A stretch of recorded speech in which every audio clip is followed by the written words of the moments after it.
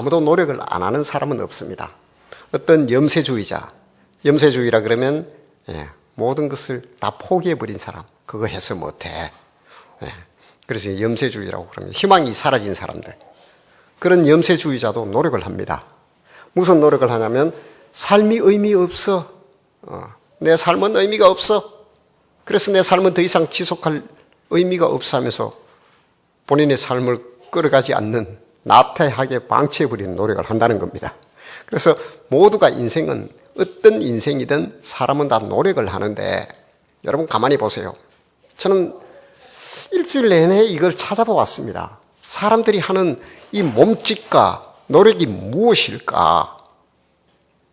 부단한 노력을 하거든요, 사람들이.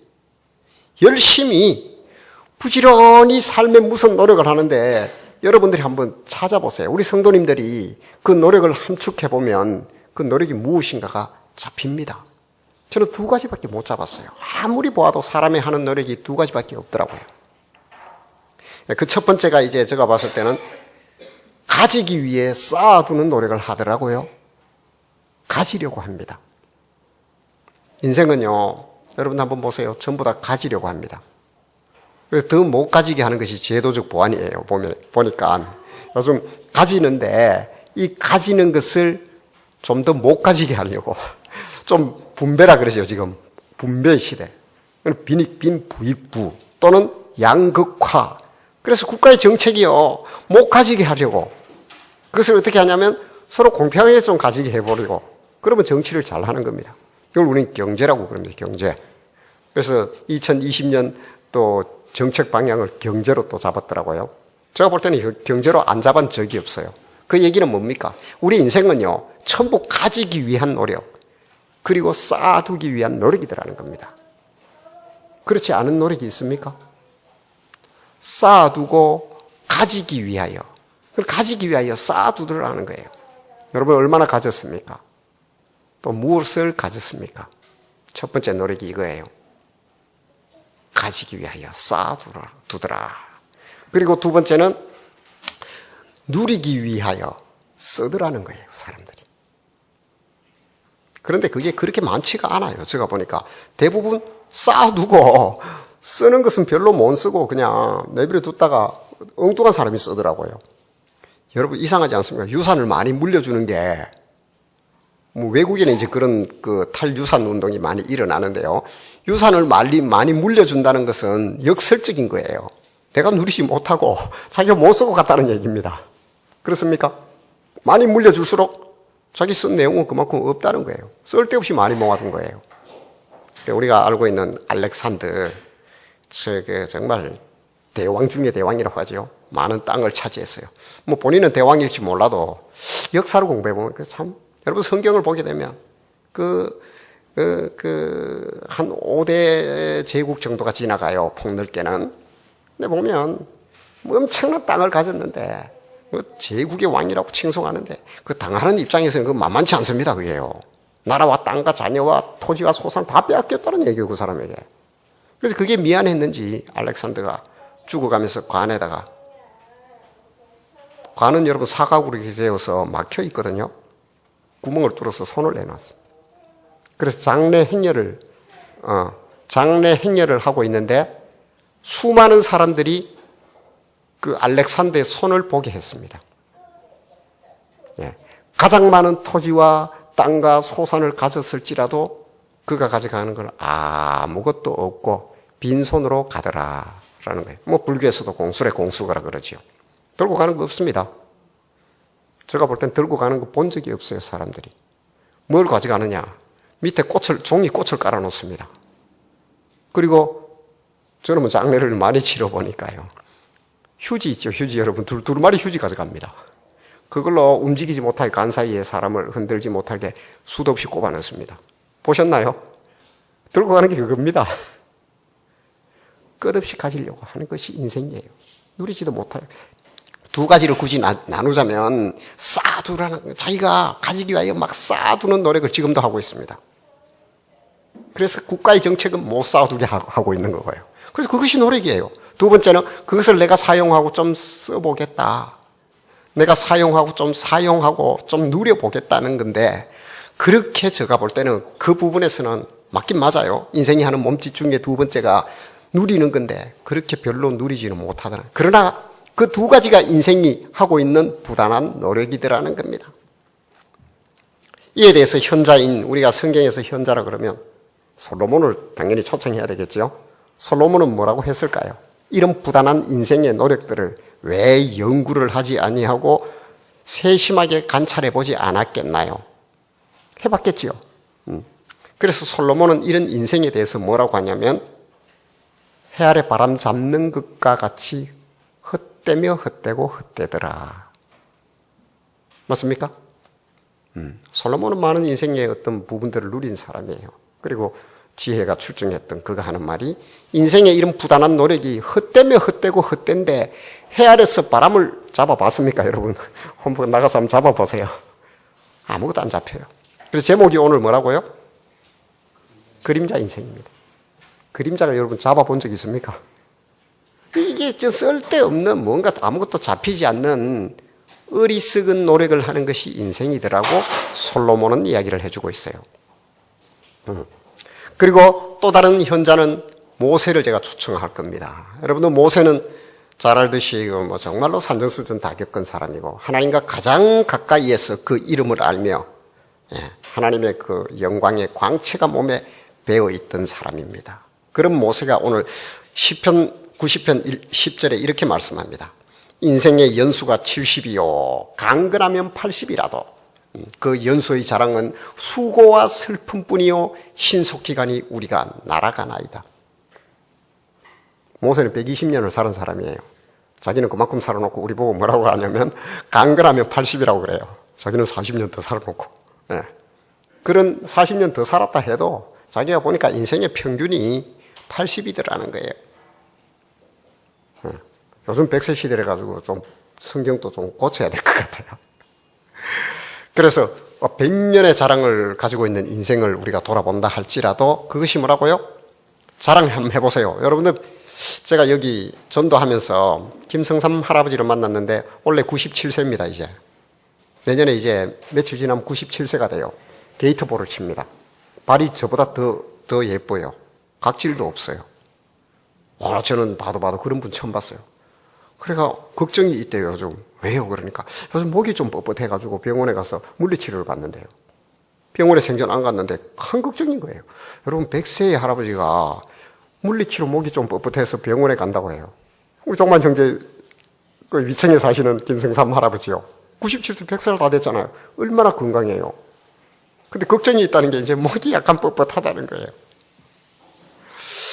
그런데 그분의 인생을 돌아보아도요. 똑같습니다. 우리 인생은 뭐라고요? 수고와 슬픔으로 채워져 있더라는 거예요.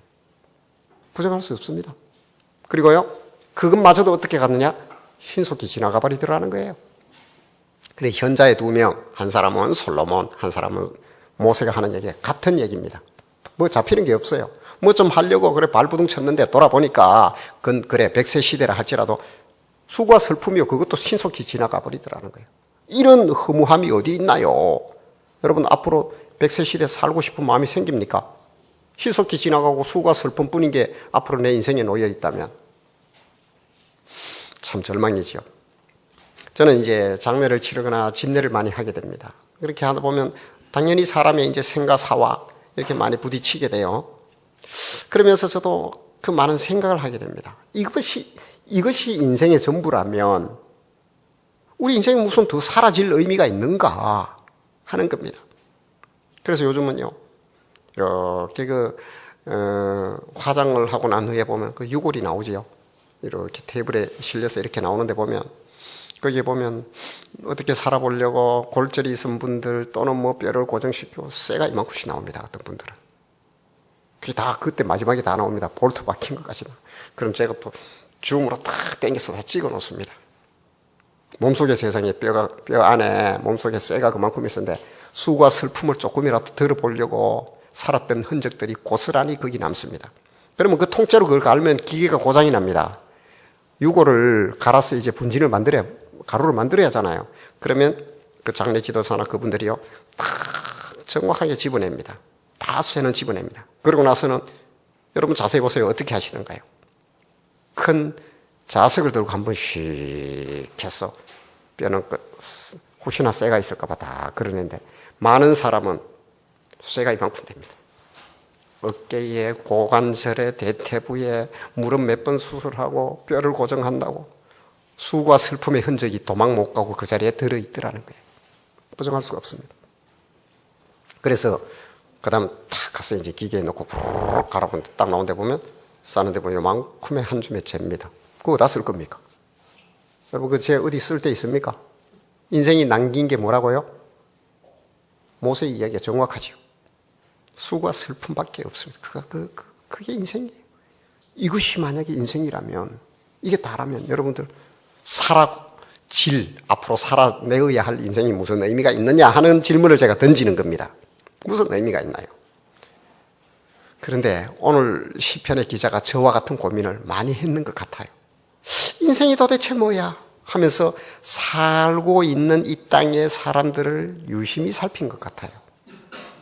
그래서 적은 그 고백이 자기의 수금도 맞추고 뭐라 그러냐면 비유로 자기가 푼다. 여기 쉽게 말하면 비유를 보았다는 것은 많은 그 책과 지혜서를 통하여서도 확인을 하고 하면서 내 생각이 맞는가? 여러분 가끔 그렇게 하지요. 이 내 생각이 옳은가? 인터넷 검색해서 내게 맞는지 확인을 하지요. 그렇게 이제 확인이 된 후에 나는 이제 한마디 하고 싶다. 내가 인생을 함축하여 돌아보았을 때 하고 싶은 말이 있습니다. 해서 그렇게 적은 시가 시편 49편입니다.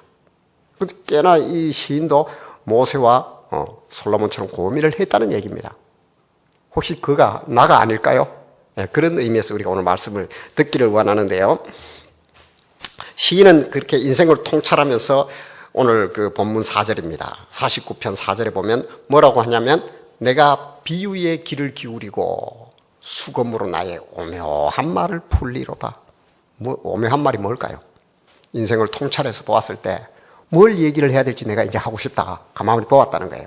저 사람이 살아오는 우리 그 97세 할아버지가 살아오신 그 삶을 가만히 지켜보았다는 거예요. 대부분의 우리의 삶이지요. 그래서 이제 나는 하고 싶다. 한마디, 내가 이제 드디어 뭔가를 깨달았다. 뭘 깨달았을까요? 여러분 기대하십시오. 뭘 깨달았는지 이제 우리가 보게 되면 이 허무한 감정이 조금은 추스러지지 않을까요? 첫 번째 그가 뭐라고 하냐면요. 사람에게 생명이 있는데 그 생명을 사람이 어떻게 할 수 없더라는 거예요. 혹시 여러분들 나의 생명을 어떻게 할 수 있는 분 있습니까? 그 호스피스 병동이나 이런 데 가면 마지막 암 말기 환자라든가 말기 환자들이 이제 운명하는 순간들이 있어요. 그럴 때는 자기 의지가 전혀 반영이 안 됩니다. 그렇죠? 그래서 호흡이 마지막 남아 있는데요. 여러분 임종을 여러분들이 자세히 한번 살펴보세요. 아니면 여러분들이 그런 어떤 봉사활동을 좀 해보시던가요. 호스피스 병동에 그들을 도와주는 마지막 그 밤을 언제 생명이 거둬갈지 모릅니다. 그렇기 때문에 밤새 지켜야 돼요. 누군가는 있어야 됩니다. 근데 그 시점을 몰라요. 그런데 중요한 게 있어요. 호흡이 끊어질 것 같은데 안 끊어집니다. 그러면 의사가 와서 하는 말이 있습니다. 뭐라고 하냐면 이제 그만 결정을 하셔야 됩니다. 그럽니다. 그런 얘기 많이 듣고 우리 그 드라마나 이런 걸 통해서 많이 보죠. 그 얘기는 뭐냐면 호흡을 이 사람 마음대로 못 끊는데 우리가 이제 의학적으로 봤을 때 이거 다 끝난 상태고 이미 그저 호흡기에 의해서 이렇게 연장되고 있을 뿐이지 이제 그만 결정하시면 생명을 결정을 지어야 된다는 거예요. 여러분 지금 이 얘기가 중요합니다. 그래서 요즘 어떤 편안한 어떤 죽음을 맞이할 수 있는 권리 이런 얘기를 하잖아요. 바로 그 얘기예요. 그 얘기는 무슨 얘기냐면 생명을 내 마음대로 내가 정리 못 한다는 얘기예요. 내가 할 수 있는 게 없습니다. 그분의 의지는 전혀 없어요. 자기 생명인데 누가 결정하고 있나요, 지금? 유족들과 의사가 결정하고 있어요. 호연치기 어떻고 내가 어떻고 이렇게 자기 생명 자기 마음대로 못 합니다. 그 자리에 딱 가보면 그걸 보면 그래서 합의합니다. 5분만 더 있다 뗍시다. 그래서 6시 15분 이 사람의 호흡을 정지시키는 시간. 누가 결정했습니까? 자기가 결정했습니까? 타인이 결정했습니까?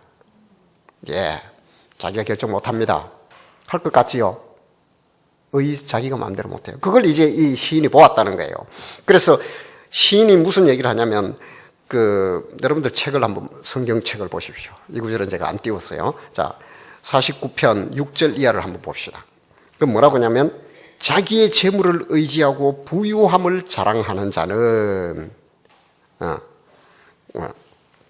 뭐라고 하냐면, 아무도 자기의 형제를 구원하지 못하며 그를 위한 속전을 하나님께 바치지도 못할 것은 그들의 생명을 속량하는 값이 너무나 엄청나서 영원히 마련하지 못한다. 이 생명을 어떻게 해보려고 발버둥 치고, 여러분들 예전에는, 옛날에는, 지금도 조금 그런 게 있어요. 아직은 뭐 유전, 무죄, 무전, 유죄 이런 게 법 감정이 남아있기는 한데, 한번 보세요. 특히 이제 고대나 이런 어떤 예전에는 어떻게 했냐면, 죄를 짓고 살인을 하거나 자기가 사형에 처해야 되는데 엄청난 돈을 지불하면 벗어나오지요. 그런 거 많습니다. 그렇게 했어요, 옛날에는. 예전에는. 고대에는 뭐 그렇게 오래지 않았어도 법이 그렇게 엄격하게 집행되지 않는 곳에는 지금도 여전히 그러고 있거든요. 그리고 속전이에요. 내 생명을 구할 수 있어. 엄청난 돈만 주면, 그에 맞는 돈을 주면. 그렇죠? 그런데 지금 오늘 시인이 뭐라고 그럽니까? 생명을 어떻게 할 수 없다. 그래서 하는 말이 뭐냐면, 부자와 지혜자 모두 죽고 그들이 준비한 재물은 남겨두더라는 거예요. 자, 이게 현자의 한 사람이 시인이 깨달은 게 있는데, 생명을 어떻게 할 수 없는데 그 생명의 부단한 노력의 흔적들이 많이 쌓아뒀는데 그걸 가지고 내 생명을 어떻게 살리려고 해보려고 하니까 이 거래가 안 되더라는 거예요. 지금 거래 주체가 누굽니까?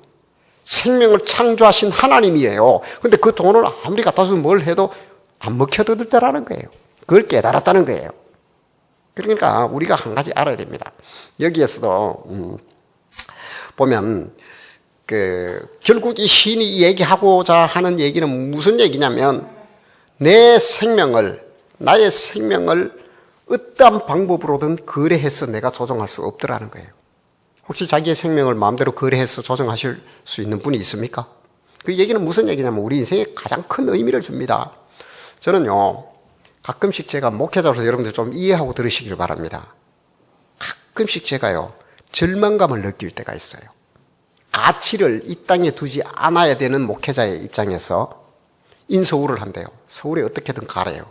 그래서 어떻게든 서울에서 집을 사래요. 어떻게든 발버둥을 쳐서 그걸 사야 된다는 거예요. 근데 저는 가끔씩 그런 생각을 해요. 그래서 하게 되면 그 이자를 갖고 그 집을 대출을 받아서 집을 사고 해서 그래서 그 이자를 내면서 부담해 가는 것보다가 집값 뛰는 속도가 훨씬 빠르니까, 여러분 이게 지금요, 저는 목회자로서 굉장히 상실감을 느껴요. 이런 얘기를 들을 때마다.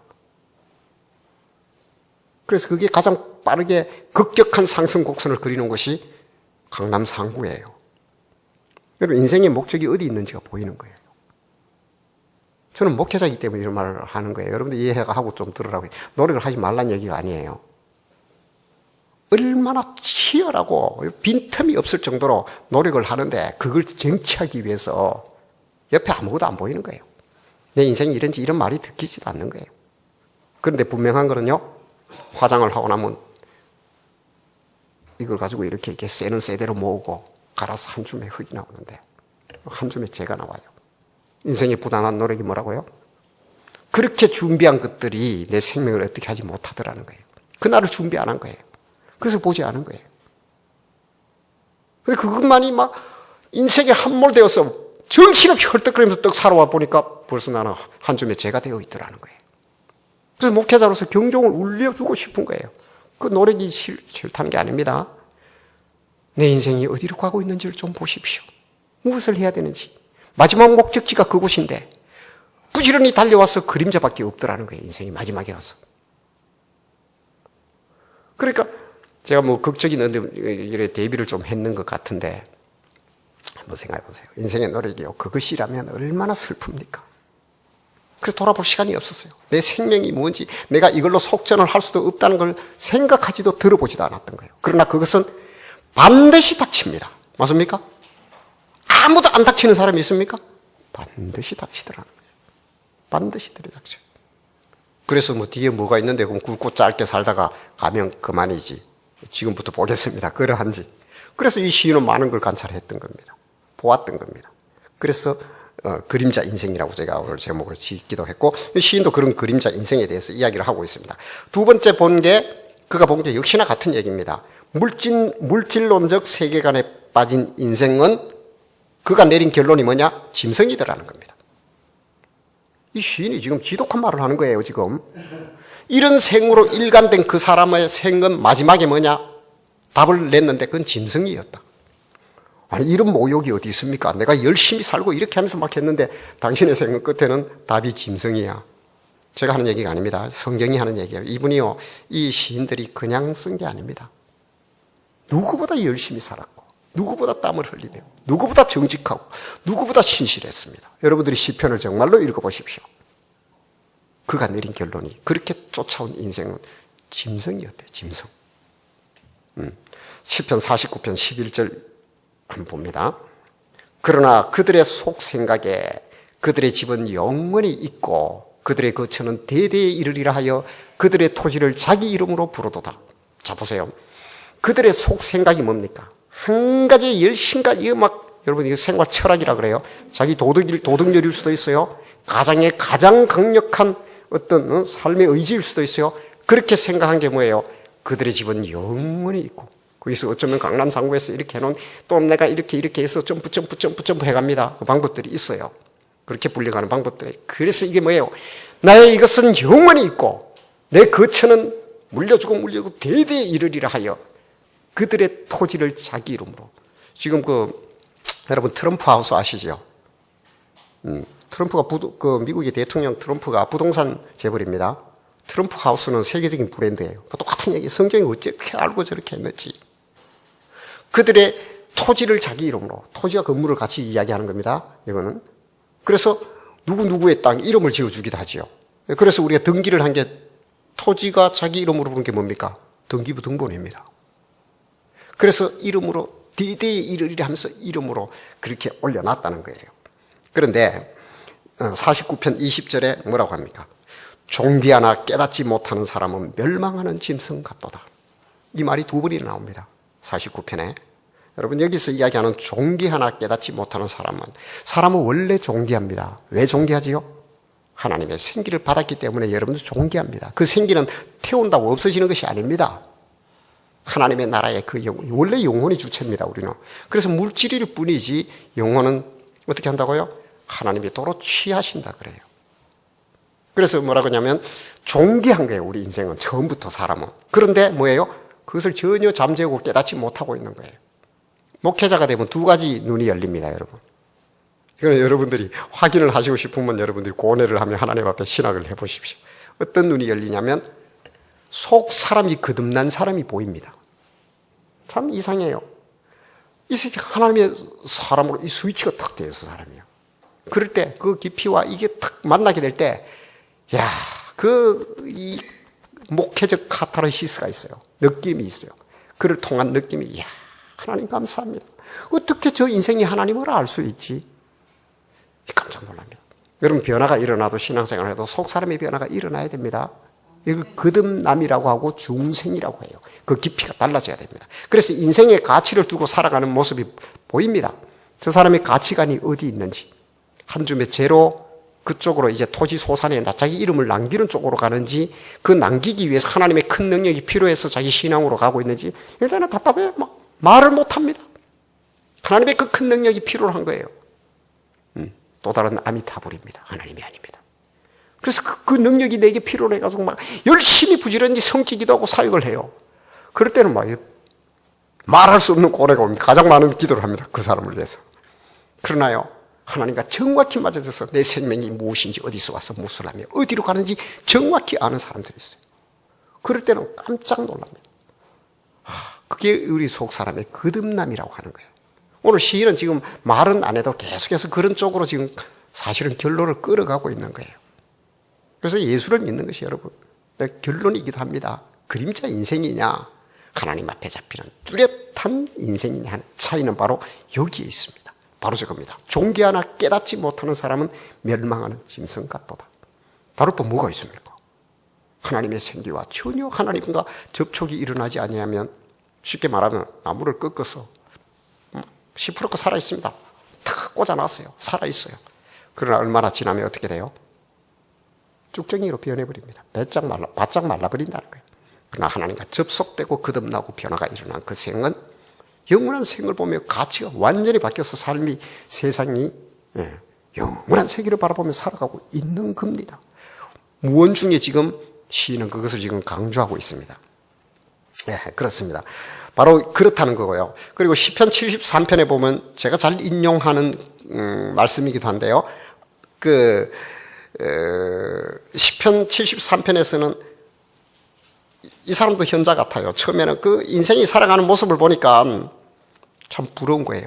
아까 얘기했듯이 마지막 죽어갈 때까지 많은 재산과 재물을 두고 평안히 호스피스 병동에서 아름다운 그들의 품에 안겨서 축복을 받으면서 아니 저렇게 살아왔는데 하나님 내버려뒀는데 너무나 축복받으며 죽어가는 것까지 아무런 변화가 일어나지 않으니까 내가 이렇게 열심히 믿고 교회 다니면 뭐 별의별 것 다 기회 가치를 함몰시킨 내 삶은 무슨 의미가 있는가 이런 상대적 생각이 들잖아요. 그것까지 간 거예요. 그런 그가 어느 날 성소에 들어가서 그 종말을 알게 됐다는 거예요. 너무나 미끄러운 거대한 블랙홀에 그 언저리에서 바나나 껍질을 밟고 있는 모습이더라는 거예요. 그가 살아온 부귀와 영화가 그걸 내가 부러워했다니 하는 게 시편 73편입니다. 여러분 2019년 한 해가 가면서 여러분들이 반드시 시편 73편을 제가 권합니다. 73편을 읽어보시고 그리고 시편 49편을 반드시 읽어보시길 권합니다. 이 바로 인생의 큰 교훈을 이야기하고 있으니까요. 그리고 그가 이제 발견했던 세 번째 그 주제인데요. 그것은 바로 영원히 빛을 보지 못하더라. 인생이 장관 인생 같은데 가만히 살펴보니까 영원히 빛을 보지 못하는 결론으로 가더라는 거예요. 어떤 무리가. 자, 시편 49편 16절에서 19절입니다. 사람이 치부하여 그의 집에 영광이 더할 때에 너는 두려워하지 말지어다. 그가 죽음에 가져가는 것이 없고 그의 영광이 그를 따라 내려가지 못함이로다. 그가 비록 생시에 자기를 축하하며 스스로 좋게 함으로 사람들에게 칭찬을 받을지라도 그들은 그들의 역대 조상들에게로 돌아가니 영원히 빛을 보지 못한다. 자 보세요. 사람이 치부하여 그의 집에 영광이 더했대요. 사람이 몰려듭니다. 얼마나 이제 그 권세가 너무 큰 것 같아요. 얼마나 부러워요. 그게 시편 73편처럼 고라 자손의 후손들처럼 너무 부러운 거예요. 그의 삶이. 그런데 17절에 그가 죽었다는 거예요. 안 죽는 사람은 없습니다. 죽음에 가져가는 것이 없고 알렉산더처럼 저는 그래서 휴지 두루마리 휴지 가져갑니다. 그리고 예쁜 꽃으로 밑에 깔아놓고 이렇게 시시를 위에 올리거든요. 예쁜 종이꽃 그거와 두루마리 제가 발견한 게 그거예요. 두루마리 휴지더라고요. 그것을 가져가요. 가져가는 게 없어요. 그의 영광이 그를 따라 못 가더라. 준비한 것이. 그가 비록 생시에 자기를 축하하며 자기를 위하여 누린다 그랬죠. 그렇게 누렸죠. 두 가지 쌓아두고 누리고 해요. 누리며 막 축하하며 축하받으며 스스로 좋게 함으로 사람들에게 막 칭송과 축하를 받을지라도 그들은 그들의 역대 조상들에게로 돌아가더라. 그리고 영원히 빛을 보지 못한다. 여러분 영원히 빛을 보지 못하는 곳이 어디일까요? 여러분들이 결론 내리시기 바랍니다. 이 현자가 이걸 발견한 겁니다. 참 허무한 인생입니다. 제가 이 부분을 더 이야기를 하고 싶은데 너무 절망에 빠질까 봐 이제 반전이 옵니다. 그러나 시편을 통하여 또 말씀을 통하여 제가 찾은 게 있습니다. 이거 제가 읽어드리겠습니다. 시편 46편 2절에는 뭐라고 합니까?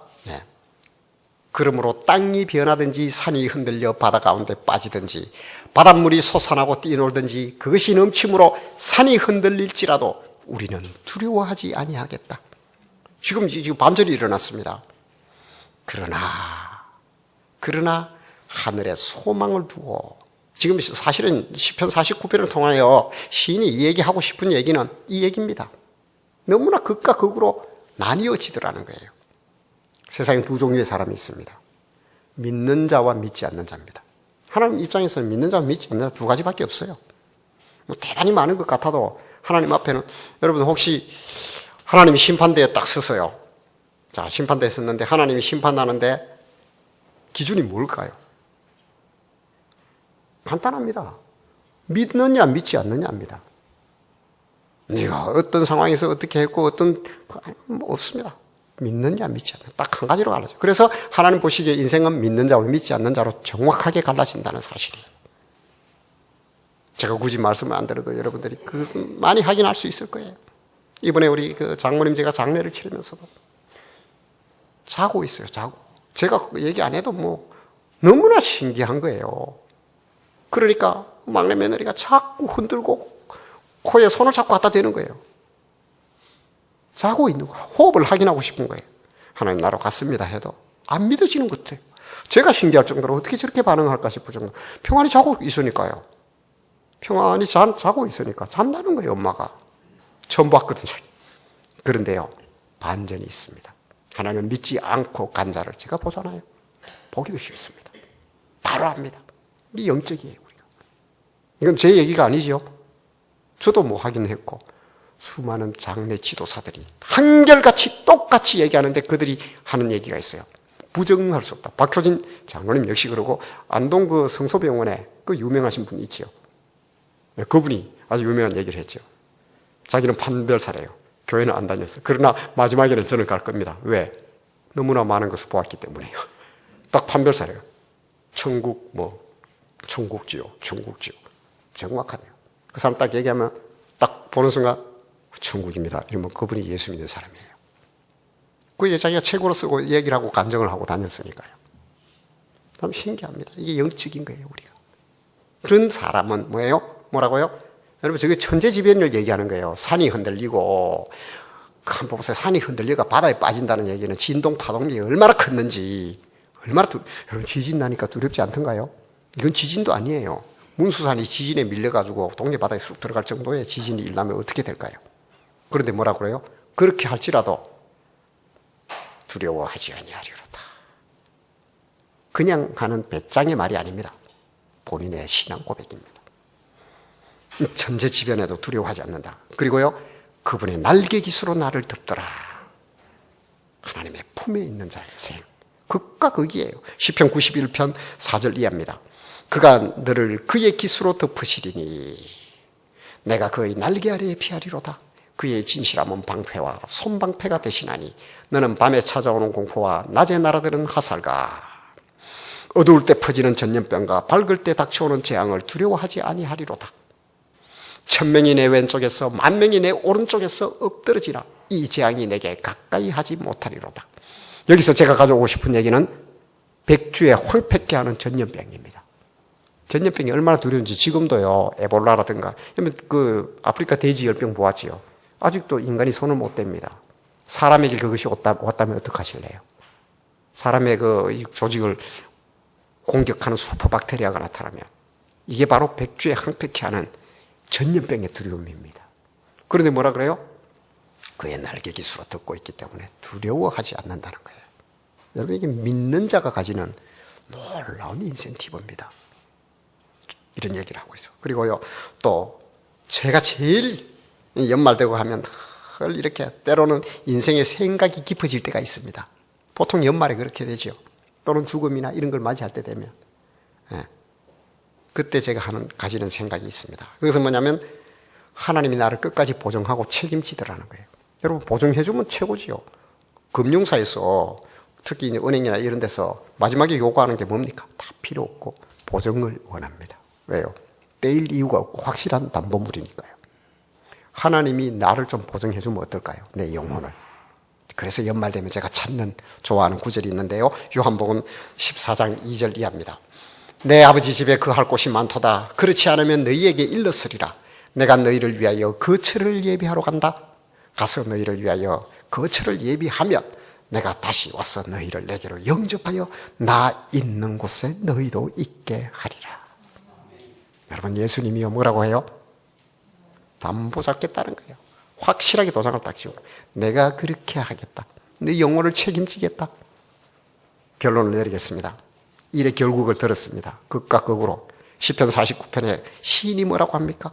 인생이 함몰되어 있는 것이 정말 해 아래 바람 잡는 것, 수고와 슬픔, 한 줄의 죄만 남기는 것. 그 외에 자기가 발견하지 못했다는 거예요. 뭘 이렇게 해도 아무것도 안 되더라는 거예요.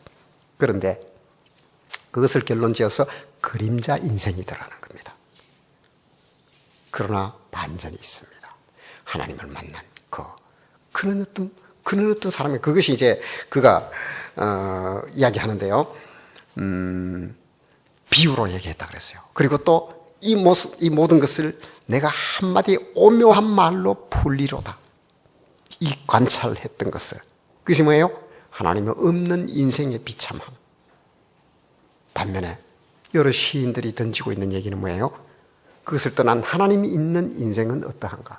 믿음이 여러분 얼마나 큰 선물인지를 여러분들이 오늘 말씀을 통하여 듣게 되는 겁니다. 그리고 내가 그것을 살아내는 겁니다. 믿음이 있는 생을 가시겠습니까? 믿음이 없는 두려움과 백주에 항폐케 하는 전염병과 각종 두려움과 산이 요동하여 바다에 던져지는 이런 두려움에 거하겠습니까? 죽음을 훨씬 초월해버리는, 오늘 예수님이 얘기하시잖아요. 내가 너희를 위하여 거처를 예비하러 간다. 내가 나 있는 곳에 너희를 있게 하기 위하여 다시 데리러 올 것이다. 이 누구의 약속입니까?